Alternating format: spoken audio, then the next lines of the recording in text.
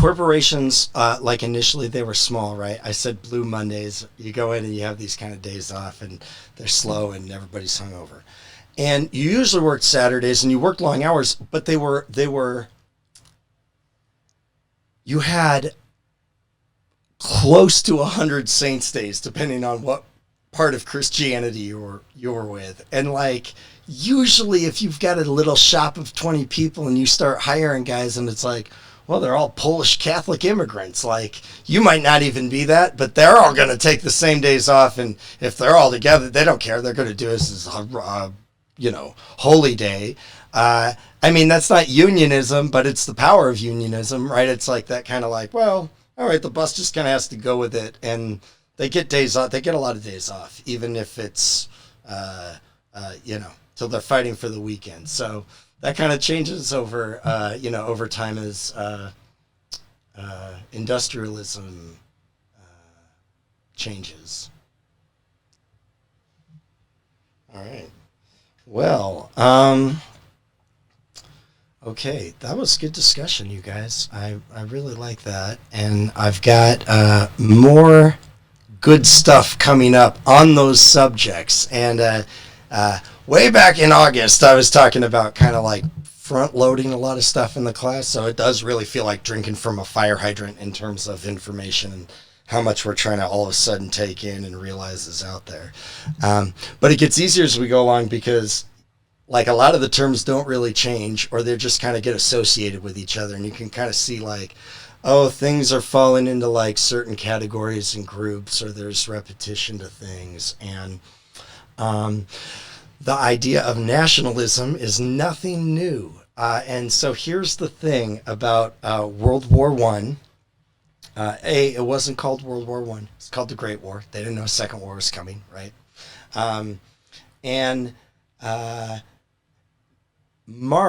Karl Marx, he predicted there'd be a great industrial war, and it would be like, awful. But that it would actually be something that would trigger the communist revolution, because all of the poor workers and the working classes across all these industrial nations would realize they have more in common with the poor people working in factories, across the border in one of their other neighboring countries than they did the rich elite of their own country, which we've clearly seen. The rich elite are like, they hang out globally, right? They're like, it's all international, and they're all over the place. And that's how it was back then. And so Karl Marx said, like, well, they'll realize that, and they'll all rise up and, take care of, probably kill, all of the owners of all these, corporations and properties and stuff. And they'll seize the means of production and then just kind of share in the, like, humanity will share in the spoils of, ridding ourselves of the rich, basically. Like, and it's really bleak, and there is violence in there. And that's why, that's probably one of the biggest reasons Marx is, pretty controversial. Yeah. It's like Robin Hood on a massive level, like on a social level, like if we all did that. But he drastically underestimated the power of nationalism and the power of religion, because he thought, I think he thought like a globally minded person. That's how he was able to reckon with like world economics. Like, people were not quite really doing that to his level until him, and. He lived in, he's from Germany, but he spent a lot of the end of his life in London, so he could be near the world's largest economics library in the London Library.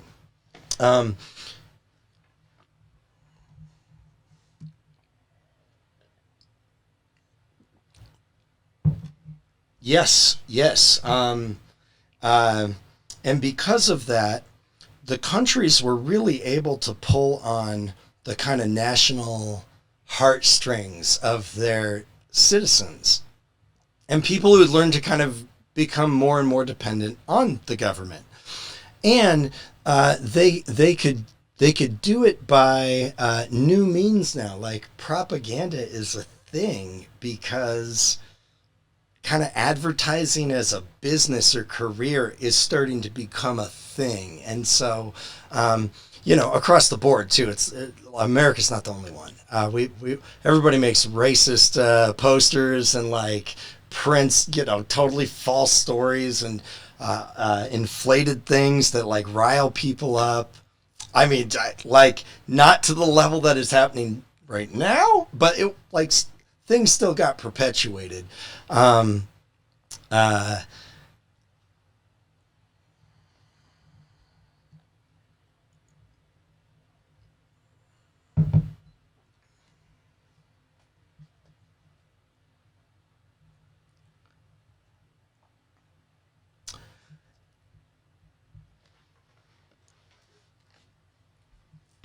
uh, that's it. That's really interesting. I'm actually going to be speaking at Desert Christians High School Chapel in a few Fridays, I think, and their theme is on the Reformation, and so I'm like, oh, cool. I like talking about that subject. So, explain that a little bit, because I'm curious.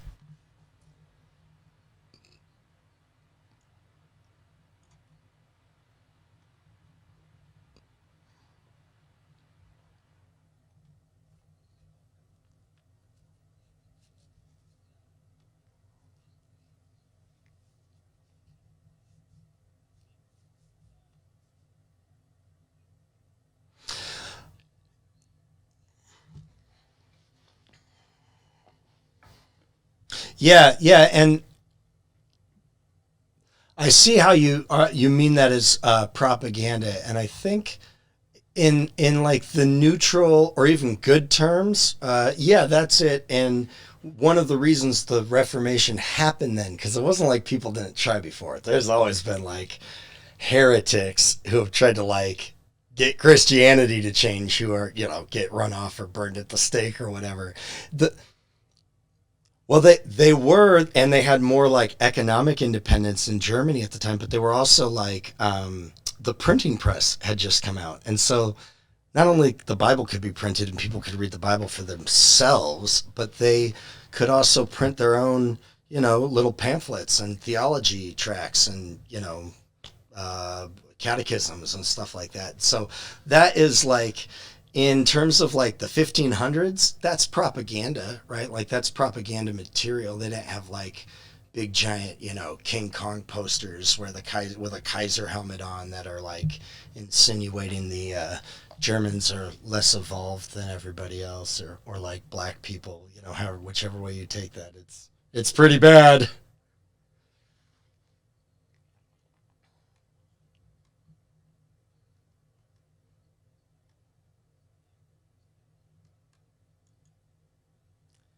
Everything's slower back then. Yeah, everything's slower back then. Yeah, and like, yeah, and if we think even pop culturally, right? Like my daughter just finished reading the Hunger Games prequel. She's a very fast reader. But the Mockingjay, right? That's propaganda. People are spray painting it. Or in, if you guys watch Man in the Man in the High Castle, the that kind of like sunset or symbol for the rebellion essentially, or like even in the early Star Wars movies, kind of their symbols of things. Um, but yeah, but when the government has all those things at their disposal and they've already prearranged that they are taking root, like there's already a pledge of allegiance by this point. And in other countries, they don't even have to set much up because the government and the church and everything's all been one for a very long time. Even after the Reformation, when they weren't officially one, they're still one. It's like the Anglican Church doesn't do a lot that angers the British government, and vice versa. They kind of just play the same game. Um,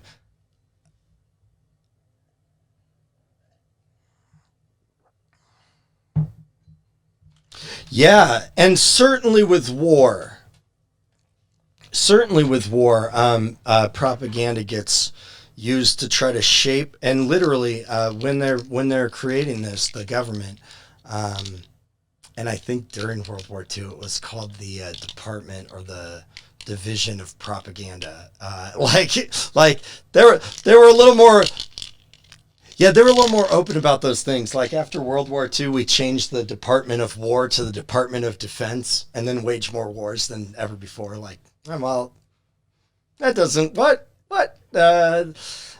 So okay. So, anyways, because Marx and other people misinterpreted the power of nationalism, especially as it can get triggered with propaganda, religious symbols, religious wording, like a syncretism of kind of state and church in a way that's subtle, with symbols like, kind of like we were talking about last week. Think about how many churches. Well, I've been in quite a few. I've been in lots of churches, but you guys have all probably been in some, or might even go to one where the American flag's on stage.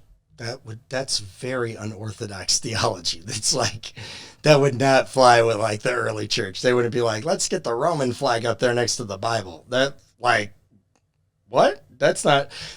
They're like incongruous things, but the government kind of is always trying to encroach in on things because the government, whatever form it is run by the rich and powerful. I mean, it's like, and you can have better forms of that, like the rich and powerful of America running America via some degree of democracy and representation and accountability is a lot better than the czar or, being under Putin right now. Like, it's not perfect, but I'll take that over over that option for sure. Or, China.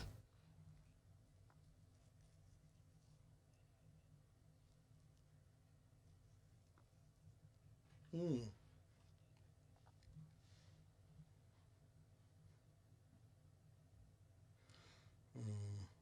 Mm-hmm.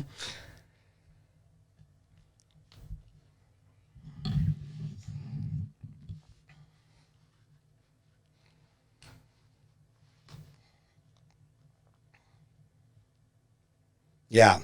Yeah. And I think, this is one of those things I was talking on stereo with my buddy Cody Monday night. And if you guys, if you head to that link, I think I have it. I don't know, probably on my Facebook or something. Um, you can listen to past talks. That one would actually be worth listening to because we're kind of talking about this. And I was sharing with him my observations from just what's happening, our classes, the conversations I've been having, very candid conversations I've been able to have with people on there, that I feel like there's a rift right now between two drastically different kind of worldviews. And one is like an old school closed off one where it's still like a very contained knowledge base and that's all you trust. But that's like an untenable future. Like everybody, even younger people know, like at some point, like, well, the internet, there's just a lot of information out there. Like we're used to looking stuff up and we kind of want to actually know the best option when we're shopping even or something like that. But previous generations, even though they know that is there and people are operating that way, they don't think of knowledge in those terms. And there's not ages on that really, because you can have people that are, some of you could be coming from like a homeschool house that was out in like the middle of Wyoming your whole entire life, and you're like, well, we had a really closed view, like we had just a small world, and now it's like, oh, this is really big. So we either adjust and kind of open up and learn how to like live in this world of a lot of information, but also an ability to be much more accurate versus living in a world where all of kind of what was true and official and the real story came from sources of authority, right? Be it pastors or priests or the church or universities or the government, and they often sound pretty close to one another. But as those sources of authority have not they haven't aged well, right? Like the Constitution's not aging well. That 3/5 clause is sitting worse and worse with us as as we get more like turned off to it. Like, oh, there was some things we should just not even celebrate about. Maybe we need to like totally cut that out or amend that, or actually maybe we should just write a new one. Maybe we should all come together and write a new, like, that's disruptive though. Like we got to keep a lid on that. And before the 1990s, the government, corporation, kind of anybody that was trying to keep control of information could keep control of information pretty well. But that's impossible now, and we know that even in a surveillance state, it's like, okay, that's you can't live that way. But for people that grew up, especially older than baby boomers, like they grew up in a very, very more closed system than probably anybody ever in history because, their parents and grandparents were like alive when radio was being discovered and stuff. They knew people didn't know things. They're like, geez, like I don't know what's on the other side of the world. That's why a book like Moby Dick is so interesting to people from the 19th century. They didn't have National Geographic Channel. They didn't have whale watching charter boats that you could go off the coast of Long Beach on. I'm like, I went whale watching. I know what a gray whale looks like. I know what a sperm whale looks like. I did not know that's how you killed them though. Like, okay, that's interesting. But they just had smaller worlds. They didn't know about lots of stuff, so they were more open. But also like they could really only go to the experts. And at best, once you get into the 20th century, you might have a set of encyclopedias that you paid installments for, which we had as kids. And that's got a lot of information on it, but it's pretty limited. So people that are not able to like move past that kind of different, haven't been able to like rethink about knowledge in the world and the global community and what all those things mean. I think they might just be stuck. I think they might not be flexible enough to like bend out of that. And I think that might be what is driving some of people to just be able to go like, well, I can live by a totally alternative narrative to like the rest of what everything else is happening around me. And not trust, most of what everybody else considers general trustworthy facts or world news or any of those things. So I've thought a lot about that, and the reasons are historic. And yeah, I just wanted to share that with you guys because I thought it's relevant to, what we're talking about with nationalism, at World War I, because somebody like Marx was totally looking forward. And technology was changing. Like he wrote that not against wealth of nations, but kind of like, oh, that was written, kind of right as industrialization was starting. It definitely needs an upgrade. Like industrialization's hurting people. This is ugly. And so he writes this, and then is looking forward to kind of like, hey, look, it's kind of clear we're going to be a global, community. Right. Well, and just like in, if you watch Star Trek, right, like, which I never have until last year. And then I watched the original series and I'm like, okay, I'm in. And I got in kind of deep for a minute. But I love how they think about the future. I think about the future when I watch Star Trek because it's like, oh, they're very like imaginative and creative about future scenarios, kind of the way Black Mirror is for those of you guys that have watched it. Star Trek's usually enjoyable and like good things about the future of humanity. Black Mirror is like the twilight zone of possible tech nightmares that could happen in the future. Just so disturbing. You students turned me onto it a few years ago, and I'm like, I kind of wish I didn't know this was here because I feel obliged to watch the rest of them because they're powerful. So people are shifting worldviews right here. People like Marx are looking forward with technology and kind of the way Hamilton was to a degree. But most people are not. They're looking backwards, and particularly in Europe. And this is one of the reasons America wanted to stay out of the war. They're like, yeah, that's not our, like, you guys have fun. You always go to war with each other. Yeah.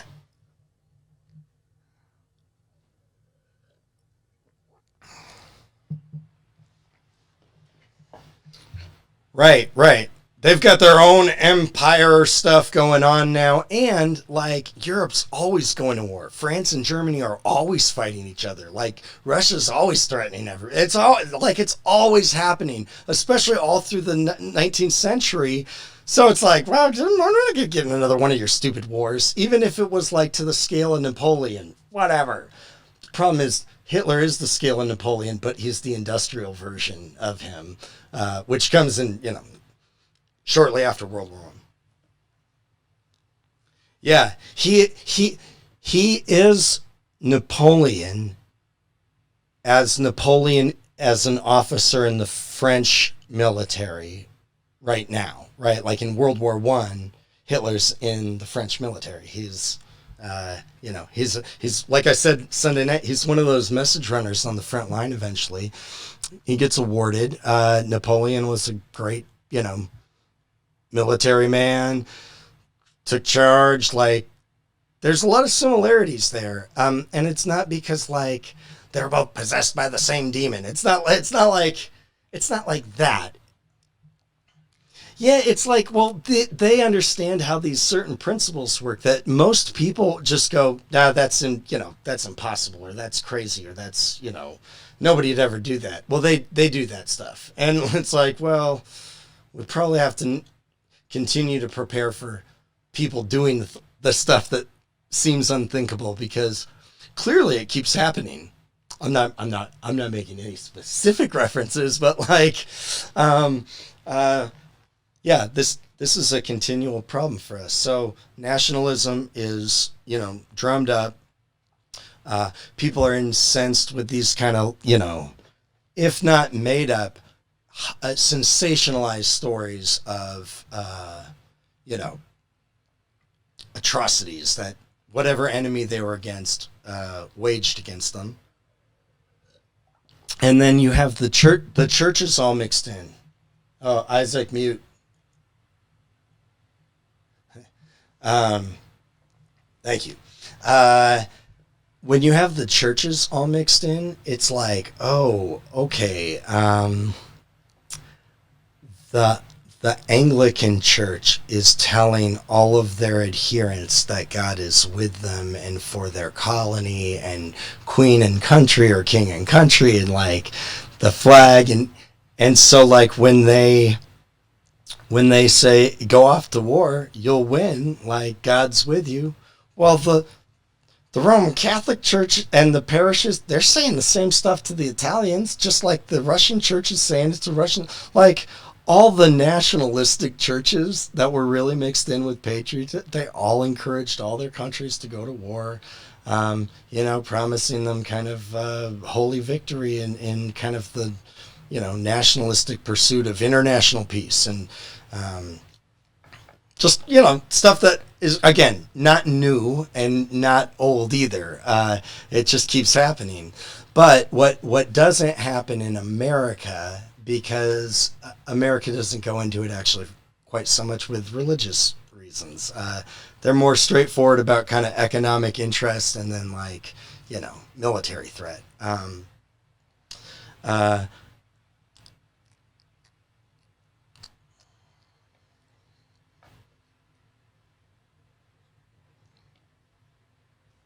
Mm-hmm.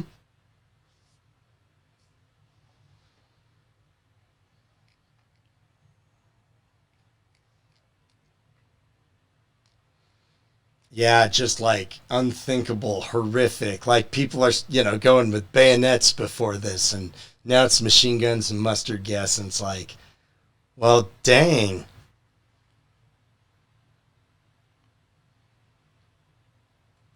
Yeah, they did it anyways. Yeah,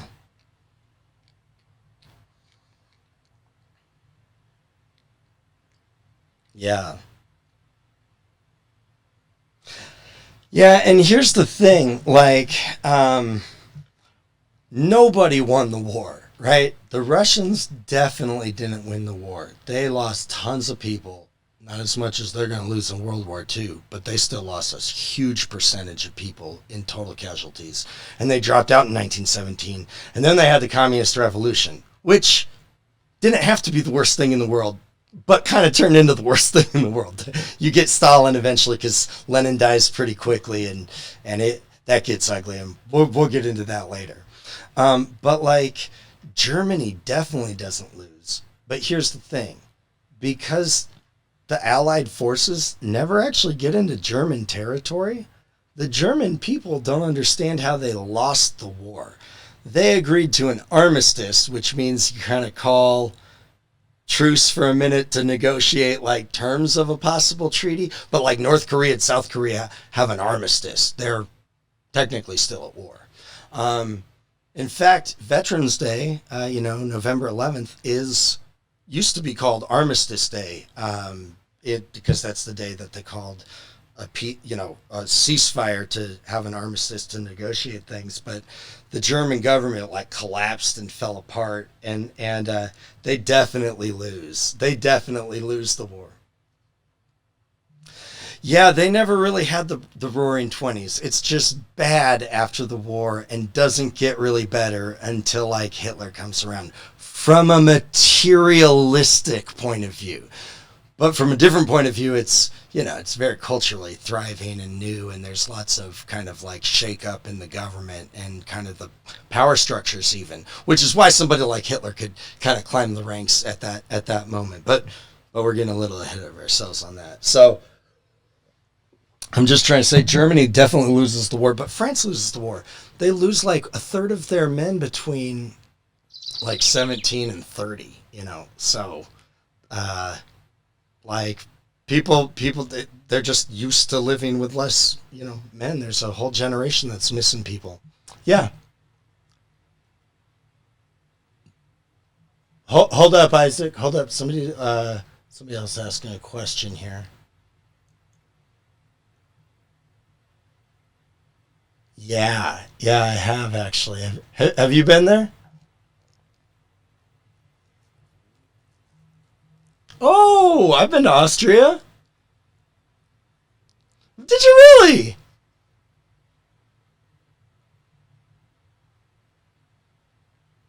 Okay, cool. That's the nice thing about Germany.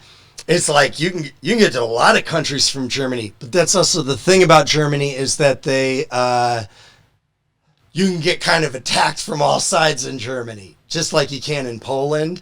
But like Germany's, they got a much bigger army. Yeah, yeah, it's great. When I think I feel like I was telling you guys this, but my worlds are getting mixed up between this and stereo, maybe a little bit, and my church. Like, I have a lot of similar conversations across the board. But I went backpacking in Europe the summer I graduated college. I took my last class through CSUN, and it was in Paris on the French Revolution for like 2 weeks. Yeah, it was great. It was the same price as the CSUN class, and it was a military guy. He was a career military guy. He got his PhD. So no, nine. Uh, uh, I can read quite a few languages, but I'm just garbage at speaking any of them. But and German's the one I need to. Yeah, German's the one I actually want to work on next a lot, especially looking at maybe going to do a PhD. If you do anything, like most PhDs want you to know German and French, at least know how to read in German and French, so you can read articles. Whether they're scientific or theological or whatever, they're good academic languages. That's for sure. That's so interesting that you lived in Austria.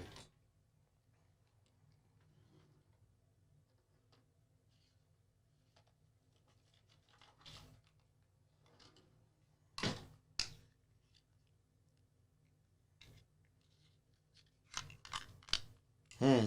Yeah, yeah, and the word order is very different, and yeah, it's got a lot of similarities with English, and then a lot. English is the hardest language to learn. English is a bastard of a language.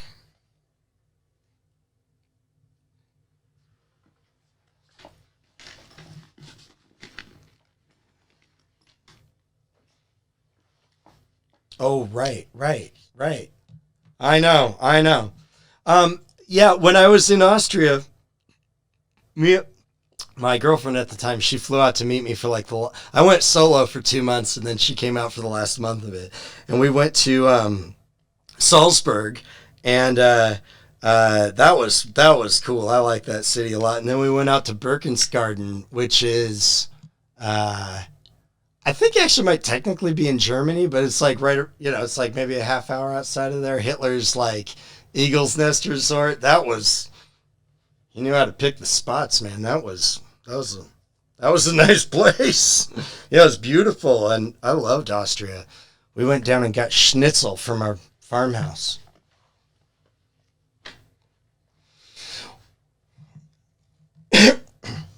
Where at? Oh, into Hatchby? Oh, yeah. Yeah. Oh, nice. I will.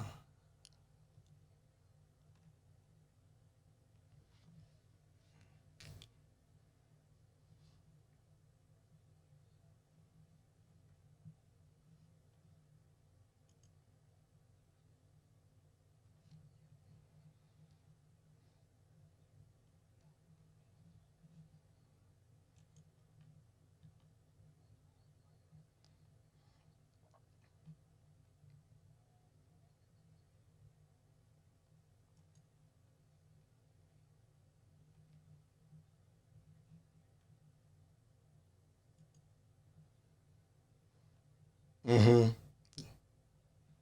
Yeah. Yeah. Cheese isn't usually yellow, guys. Like, uh, well, who's drinking yellow milk, right? Like sometimes, like cheddars would look yellow, like if they're really aged cheddar, right? Or like they were in a mold that dyed them. But like, yeah, we're dyeing our cheese. Ooh, the chocolate. Ooh, the chocolate's good too. It's so good. Mm.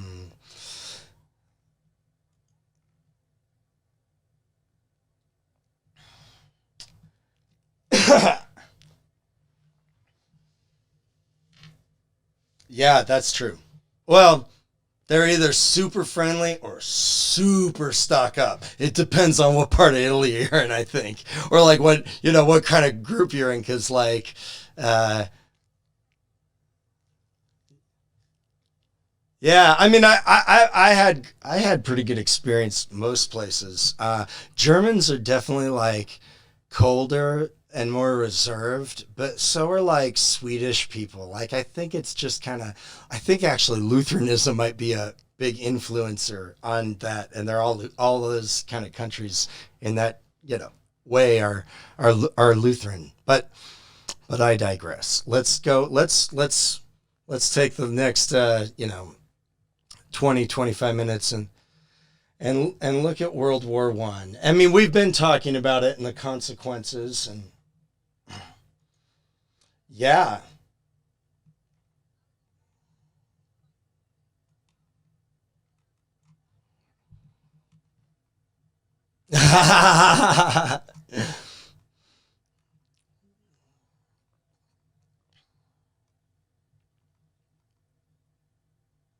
I think I read something about it. I think I read something about it, but it wasn't like, if you look at Charlie Chaplin, he has that, he's got that mustache too. But that was like 30 years before Hitler in some of those cases. And like, he wasn't the only one to ever have, like when dudes are shaving, well, you just shave weird shit sometimes. You're like, I wonder what this would look like. And you're like, nope, don't keep that. Like, yeah.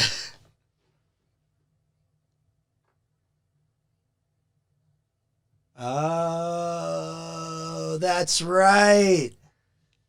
That's right. That's right. And yeah, he gets injured from mustard gas, I think. He gets like, bombed with it while he's out on the kind of front lines and goes into a hospital. And yeah, and and then he's there and finds out that Germany lost the war and surrendered, and now they're they're, the Treaty of Versailles is really the big thing about the war. To understand the war, you really have to dive into it, like go through the material, watch the videos on like the Battle of the Marne and the oversimplified videos, watch the footage from there. It's kind of the first time anybody's got real footage of warfare, and it's like the worst warfare anybody could imagine. I mean, they'd freak out if they'd gotten real film footage of warfare from 1,000 years ago too, but this is so much more graphic, and terrifying with bombs, and like there's zeppelins, right? They're dropping bombs. There are they're dropping mustard gas on people. They're building cannons, like especially if you look at some of those German cannons that they have to build on tanks, like are on trains. Yeah, Big Bertha. And they can shoot like 3 miles, like huge, gigantic shells. Like they're not missiles, but they're, geez, if they can hit, they'll probably do more destruction than missiles, because they're gonna pound into everything and like just create a huge blast.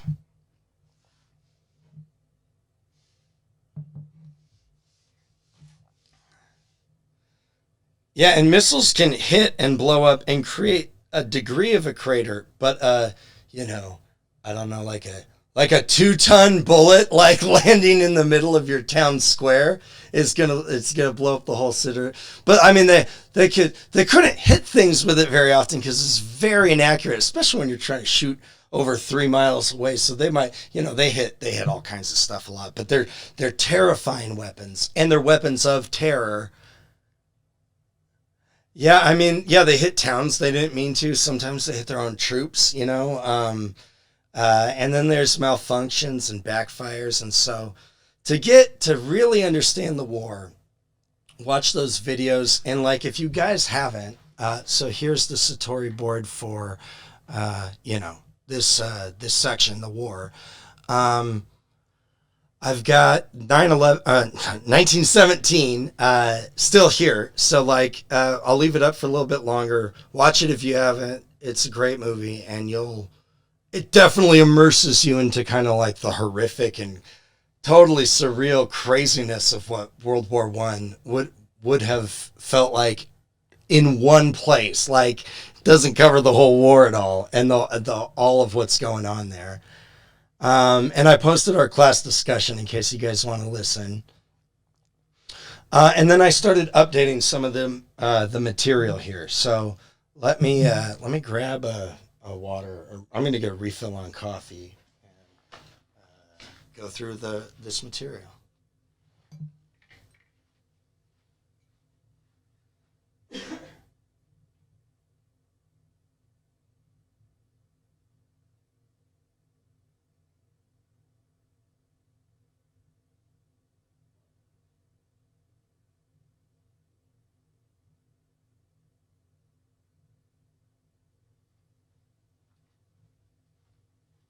Dude, it is totally college life. I didn't start drinking coffee till I started commuting to college, and then I started with the stuff just out of the machine. I got better. I upgraded soon after that, but it wasn't until college. It broke me. All right, so yeah, it definitely can help you stay awake and focus. So this section, I'll let you read it for yourself. It's basically unpacking the idea of the Pax Napoleona. The Pax Romana was this 200-year period in Roman history where there were some little regional wars or conquests or fights or whatever, but there wasn't some giant war going on all the time with Carthage or anybody like that, the Persians or anything. This is a period like that for Europe. Napoleon was horrible. It really was a world war, and it totally affected everything. It affected America. We got the Louisiana Purchase because of it. It birthed the French Revolution. It was huge. All the colonial powers got sucked into it, and everybody got affected by it. But it wasn't industrialized, so it didn't happen as fast. The killing wasn't quite as extensive because they didn't have the efficiency of tools. that drive for efficiency where I was saying like, well, where's the line? How do we judge this? That efficiency allows you to kill a lot more people with a lot less stuff or manpower. And so, but so Europe had been playing these like little regional battles and kind of the colonial proxy wars where they're getting, indigenous people to fight each other on their behalf. And they were expecting whatever was going to come next. I mean, most people.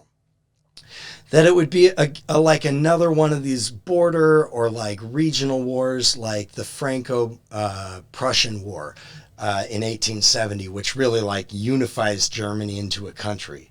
And like, yeah, people died, but they had like, front-loading cannons and front-loading guns in a lot of cases, hand-to-hand combat. And it was between two countries over one region. So you could just, whoever wins you can settle it that way. And they went, they fought further. It was a bloody war, but people were expecting that.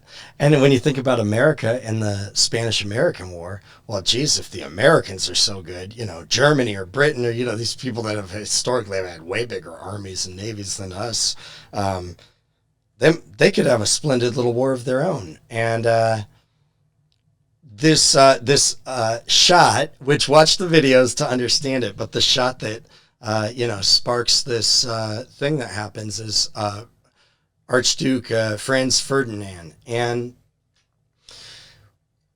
the more I understood about colonialism and kind of how all the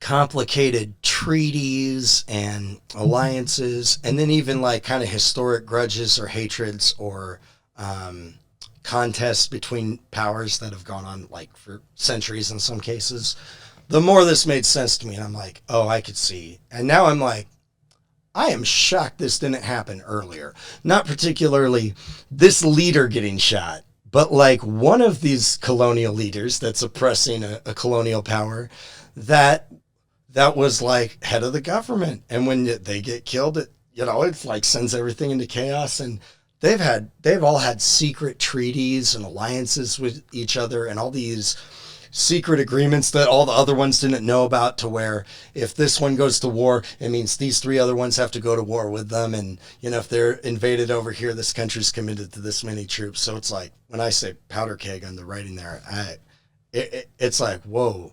If you guys have ever seen that old movie, Anchorman, that escalated quickly. It goes nuts. And everybody that marches off with their parents and their government and their church's blessing, and prayers and thoughts and everything. Everybody's saying they'll be back by Christmas. And by Christmas, there are trenches literally running on the Western Front from Switzerland all the way up to like the English Channel, essentially, like the coast of France. Trenches everywhere, just like the ones you'll see or you saw in 1917. Just living hell. And totally crazy to think about. Like, whoa, people haven't been fighting like this before. This is kind of a different thing. On this, and this is one of the ones I adjusted on the test.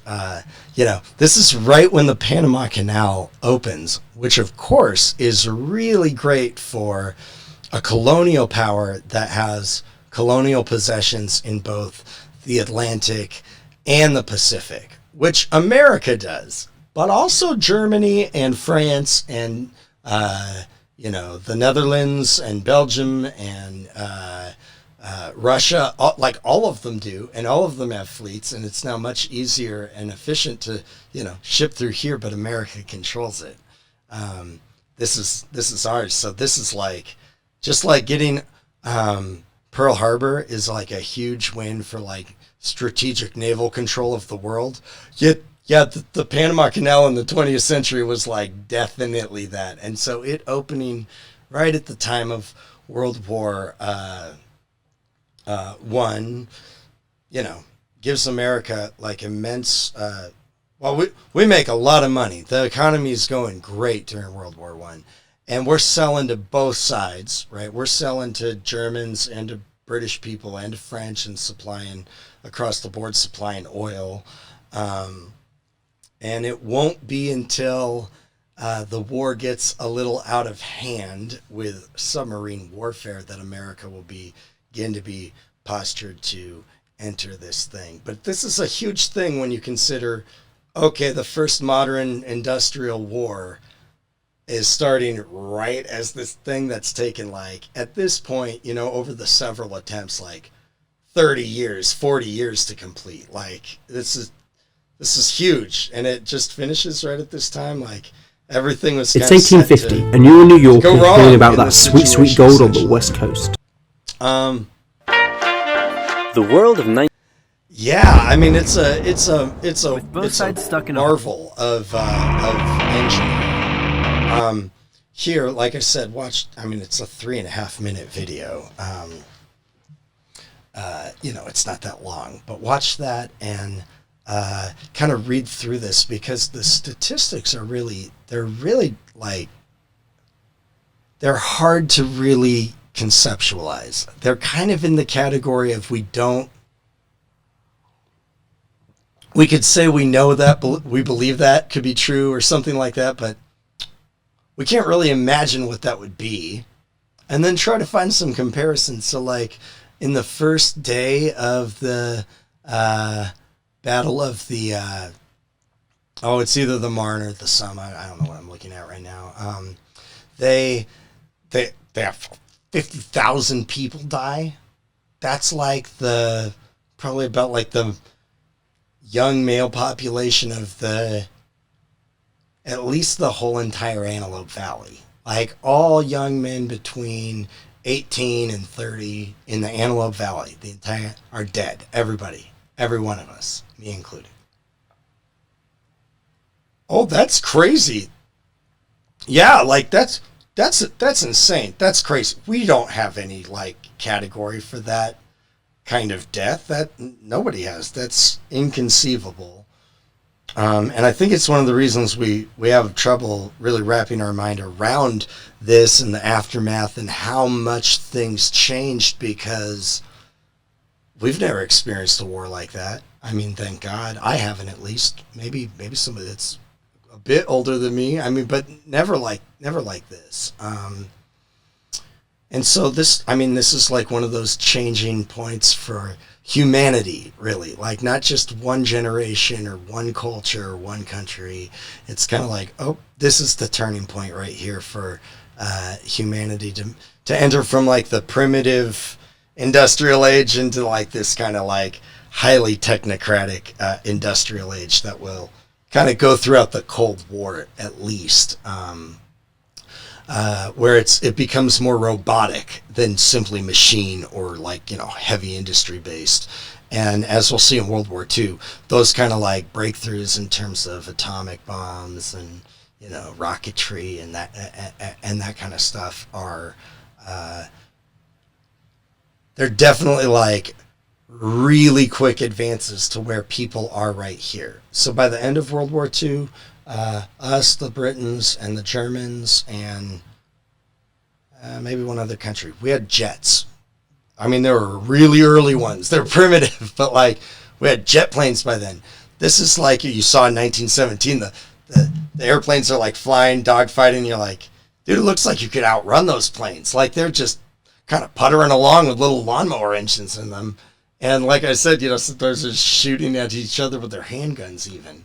So you go from that to jets in 30 years, and then in another 20, and then in another 25 years, we're on the moon. Like, that's inconceivable as well. So like, just really trying to wrap your mind around that is really good, because it anchors us in some ways where it's like, that's some of the reason people don't believe in the moon landing. They're like, that's impossible. Like, we weren't even flying, you know, 50 years before that.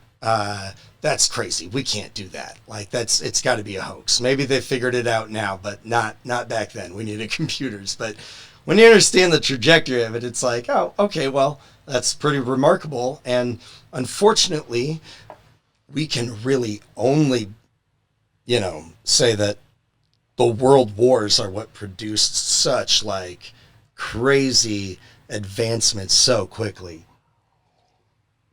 And the same thing with the Cold War in terms of nuclear arms and the space race. We wouldn't have cell phones if it wasn't for this stuff. Maybe we would have, but that's an alternate universe, right? That's not here. This is just what happens, and it's a big shift for people.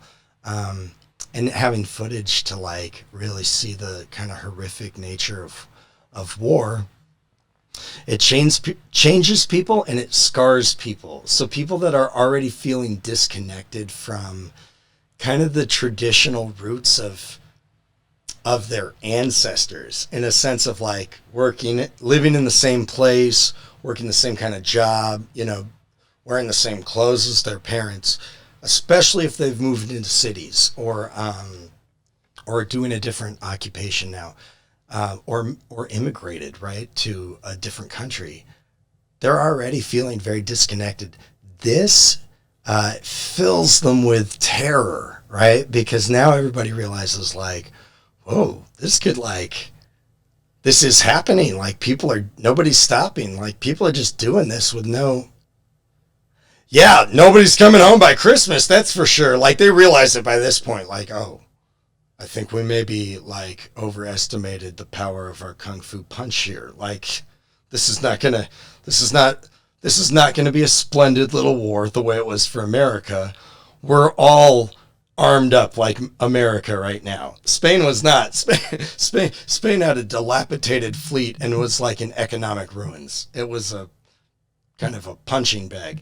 The way, if you looked at 1905, Russia was for Japan. Japan was like a freshly industrialized country, and Russia was slow and aged and out of date and kind of overly cocky and confident, and they lost bad. And it made Russia build up a huge navy and army and reserves, which come into play right here at World War I. And so nobody wins from the war. Everybody loses. They inflict the Treaty of Versailles on Germany, particularly. Other countries get affected by it. There's partitioning. We'll get into it probably next week.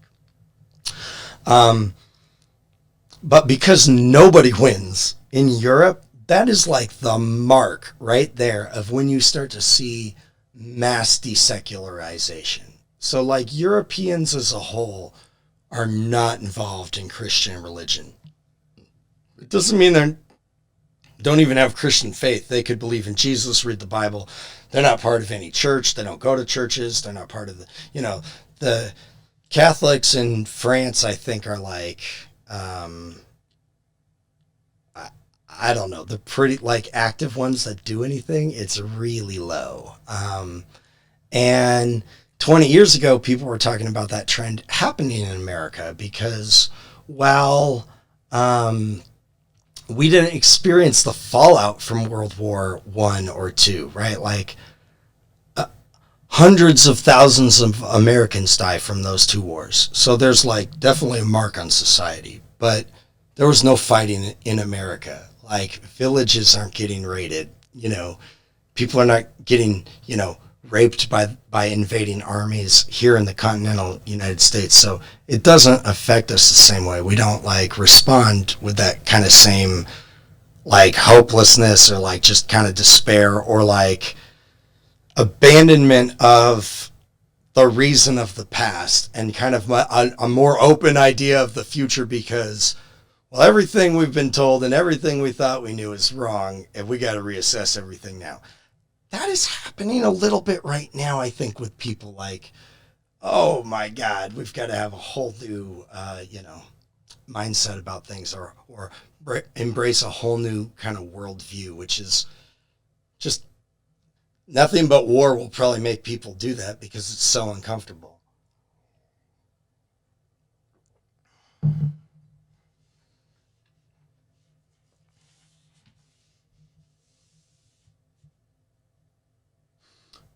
Yeah. And some of them though then get like blown into propaganda pieces because it's like, oh yeah, some of that did happen, but kind of like we see right now. It's like, well, people put spin on those things and make them out to be more than they are, or hide the really, really bad stuff that they don't want anybody to see. Like the Catholic Church knew about the Holocaust happening. We don't say that a lot, do we? Yeah, yeah. There's documents that came out in the 70s about reports from Pius I can't remember what number he is, the Pope at the time in the 30s, reports from like his ambassadors or the cardinals or whatever, about Jewish extermination camps, and like they're quiet, they don't do anything, and but we don't want to talk about that, but then we'll also highlight like, well, all the Germans were just bad, which is like, that's not how Americans felt in the 19 teens during the war. Like Germans were a huge population. German Americans were a huge population of the country by that point. Huge.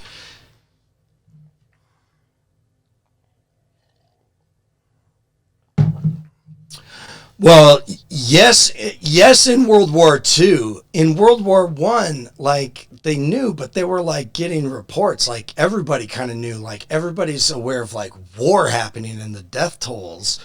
But like, it wasn't just German Americans that were pro-German in the Great War in World War One, or no, not the Entente, the alliance, the Triple Alliance, Austria, Germany, and Italy initially. What's that? Tripartite. I think that's in World War II, and that's essentially just Austria's merged with Germany, and they add I think they add Japan in there at that point. Anyways, I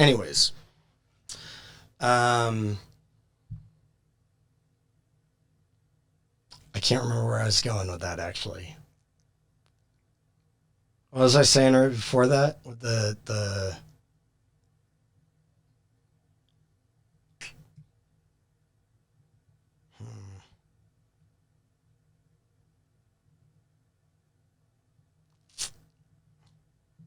I'm lost a little bit. I don't know where I was. But it's 9:01, so I'll just close it up with this thought. It's okay. It's okay. I'd rather have conversation and get thrown off course a little bit than just like monologue for 3 hours. Dear God knows we don't need that. Like, we don't need that. Yeah, like we got plenty of that going on in Zoom world and YouTube videos. So we'll keep it. I'd much rather keep it live. The shock of World War One, like. We talked a little bit about shell shock and how people are like literally medically affected and psychologically damaged and broken, but the world doesn't really have kind of language even yet to do that, or a medical understanding of what drives that in people. So, excuse me. We don't know how to talk about PTSD. It's not a thing for us, right? It's not like a something that we have a concept of, right? It's still like suck it up and you deal with it and you move on a little bit, like what you see in 1917. And that, like, as a culture we have that, but that's not really adequate to deal with like, well, the whole world just went nuts. And like, that's terrifying. Let's never let that happen again. But then instantly it's like, well, let's forget that. Or let's make it it was all the Germans' fault. And it's like, well, that's definitely not going to lead anywhere good. And that's not even true. Like, it was everybody's fault. Everybody like hopped into this thing and kept perpetuating it. And by the end of, the teens, once you get to 1920, that secularization process is in full swing. And with it gets replaced lots of different kind of values and alternatives, all across in different parts of Europe. And next week we'll look at like kind of those different responses, like Mussolini and Hitler, and what's going on in Japan, and how communism's been working out for Russia, and get up to World War II. Yeah, well, now we have a lot of language, and I think I was sharing this Sunday night in response to our 1917 kind of discussion that there's a great movie on Netflix, a great documentary called Five Came Back, and it's about, was I telling you guys about that Sunday? It's called "And Five Came Back," and it is about these 5 directors that came out to Europe and the Pacific to document the war in like a real way. So I'll share my screen again so you can see this, because this is definitely worth watching. It's really well made too. You guys can see my Netflix screen. So it's this one right here. 5 Came Back, and it's they interview a lot of current directors, but it's about these 5 guys. It's only 3 episodes long too, but about how they not only did this crazy thing of like documenting and filming the war, but of really advocating for and giving voice to what we did call shell shock, or like hysteria, or the shakes, to eventually get to language about PTSD and really bring this to light and say, this is not an issue that you fix by trying harder or like sucking it up. Like, that's only going to make this worse. And like, we have to do something about this. So it's really cool. It's a great little 3-part series that, especially as we're getting up to World War II, and, you can immerse a little bit into, because there's a lot of footage, but a great thing about PTSD, and kind of helps us, understand what people are going through here that we know is the horror of modern warfare. But people here broke. They couldn't even adjust to it. They literally just snapped. Yeah. So we'll talk more about that fun subject next week, I guess.